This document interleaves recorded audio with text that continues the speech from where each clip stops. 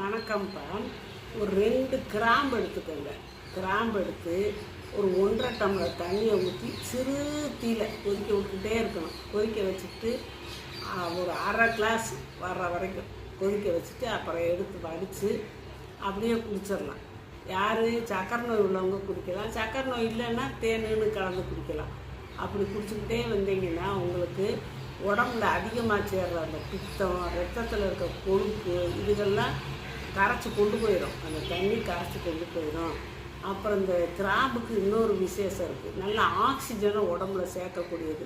ஒரு மாதிரி மூச்சு விட முடியாமல் தவிப்பாங்கல்ல, அந்த நேரத்தில் தேங்காய் பால் எடுத்து குடிக்கிற அளவு சூடு செஞ்சு கிராம்பு பொடி ஒரு சிட்டியை எடுத்து, கிராம்பு நுணுக்கி வச்ச பொடி இருக்குல்லையா, ஒரு சிட்டியை எடுத்து போட்டு நீங்கள் தேன் கலந்து குடிச்சு வரலாம். உங்களுக்கு கொஞ்சம் நேரத்தில் அந்த மூச்சு விடுற பிரச்சனையே உங்களுக்கு நல்லா சரியாயிடும். ஆக்சிஜன் நல்லா தேவையான